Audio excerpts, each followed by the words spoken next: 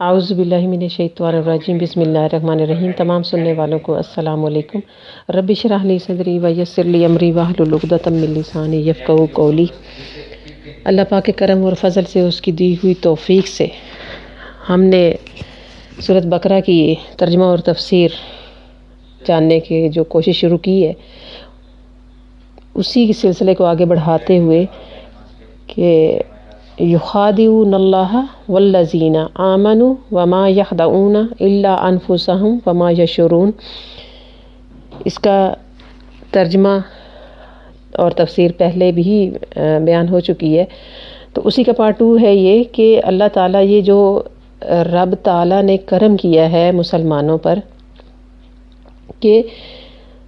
وہ دھوکہ دیتے ہیں کس کو؟ اللہ کو اور ایمان والوں کو، یعنی ان کی یہ خوش فہمی ہوتی ہے نا کہ وہ سمجھتے ہیں کہ ہم یہ دھوکہ دے لیں گے۔ وما یخدعون، اور حالانکہ وہ در حقیقت خود دھوکہ دے رہے ہوتے ہیں اپنے آپ کو، الا انفسهم وما یشعرون، اپنے آپ کو، وما یشعرون، لیکن انہیں اس چیز کا شعور نہیں ہے۔ وہ اب اس میں اگر کوئی یہ کہتا ہے کہ اللہ تعالیٰ کو اور ایمان والوں کو وہ منافق کیسا دھوکہ دے سکتے ہیں، تو ان کا یہ فعل گو کسی کو دنیا میں کچھ دھوکہ بھی دے، لیکن در حقیقت وہ خود اپنے آپ کو دھوکہ دے رہے ہیں، اس لیے کہ وہ اس میں بھلائی اور کامیابی سمجھتے ہیں۔ دراصل یہ سبب ہوگا ان کے لیے عذاب اور غضب الہی کا، جس کے سہنے کی ان میں طاقت بھی نہیں ہوگی، اور یہ دھوکہ حقیقتاً ان پر خود وبال ہوگا جس کام کو انجام کا اچھا سمجھتے ہیں، اور ان کے یہ حق میں برا اور بہت ہی برا ہوگا۔ ان کے کفر، شرک، شک اور تکذیب کی وجہ سے ان کا رب ان پر ناراض ہوگا، لیکن افسوس انہیں اس کا شعور ہی نہیں ہے، اور یہ اپنے اندھے پن میں ہی مست ہیں۔ تو اندھے پن میں مست ہونے کی وجہ سے وہ یہ اس طرح سے کام کریں گے، اور اس کا رزلٹ یا اس کی آخرت دیکھتے ہوئے صرف دنیا تک تو نہیں ہے نا، چاہے اس چیز سے کوئی کتنا بھی انکار کرے، آخرت سے کتنا بھی انکار کرے، تو آخرت تو آنی ہے، رب تعالیٰ کی بارگاہ میں تو جانا ہے، وہاں پر پیش ہونا ہے، وہاں پہ ہمیں یہ سارے جوابات دینے ہیں، اور جب جواب دینے ہیں تو کیا جواب دیں گے؟ یہاں تک بھی ہے کہ آپ کو اگر ایک پل کے لیے جس طرح سے سفر کرتے ہیں، چند لمحوں کا سفر ہوتا ہے، تو اس میں بھی اگر کوئی ساتھی آپ کے ساتھ ہے تو آپ نے وہ بھی حقوق اسلام میں رکھے گئے ہیں، وہ بھی آپ نے ادا کیے یا نہیں کیے۔ تو یہ تو بہت بڑی بات ہے کہ وہ اللہ تعالیٰ کو سمجھتے ہیں کہ ہم دھوکہ دے لیں گے، ایمان والوں کو دھوکہ دے لیں گے، نبی پاک صلی اللہ تعالیٰ علیہ وآلہ وسلم کو دھوکہ دے لیں گے۔ کیسے ممکن ہے کہ رب تعالیٰ نے یہی ان کا دھوکے کو ہی پردہ چاک کرنے کے لیے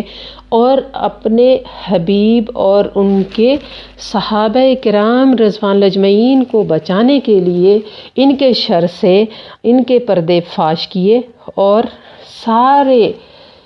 نام تک بتا دیے جو آگے جن کا ذکر آئے گا آگے آیات میں انشاءاللہ۔ تو آگے چل کے ہمیں یہ سب معلوم ہو جائے گا، رب تعالیٰ نے یہ سب کچھ بتا دیا، اور ان کو پتہ بھی تھا کہ لمحہ بہ لمحہ وہی نازل ہو رہی ہے، اور وہی نازل فرما کر رب تعالیٰ ان کے پردے فاش کر رہا ہے، لیکن وہی بات ہے نا کہ ان کے بالکل یہ شعور میں اس طرح سے پردے پڑ گئے ہوئے تھے عقلوں پہ کہ یہ نہ چاہتے ہوئے بھی یہ کام کرتے تھے، اور یہ ان کو حق نظر ہی نہیں آتا تھا، روشنی نظر ہی نہیں آتی تھی، چندھیا دینے والا نور تھا، لیکن ایسا اندھیرا تھا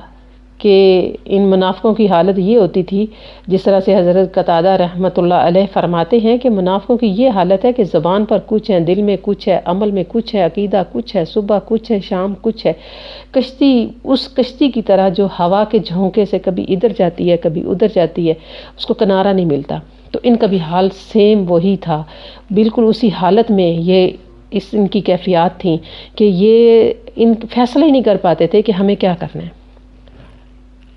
تو اللہ تعالیٰ اس طرح کی عادات سے، اس طرح کے کاموں سے، اس طرح کے افعال سے ہم سب کو محفوظ رکھے، نہ صرف ہم سب کو محفوظ رکھے بلکہ ہماری آنے والی نسلوں کو بھی رب تعالیٰ اس کلام پاک کے صدقے میں، اور یہ جو لمحات ہم گزار رہے ہیں، اس کے صدقے میں اللہ تعالیٰ ہماری آنے والی نسلوں کو بھی محفوظ رکھے اور اپنی حفظ و امان میں رکھے۔ اس کی دی ہوئی توفیق کے صدقے میں یہ جو کام ہم کر رہے ہیں اسے رب تعالیٰ اپنی بارگاہ میں قبول فرمائے اور ہماری آنے والی نسلوں کو حق کے راستے پر رکھے، حق بولنے، حق سننے اور حق سمجھنے کی توفیق عطا فرمائے۔ وما علینا الا البلاغ۔ صدق اللہ العظیم۔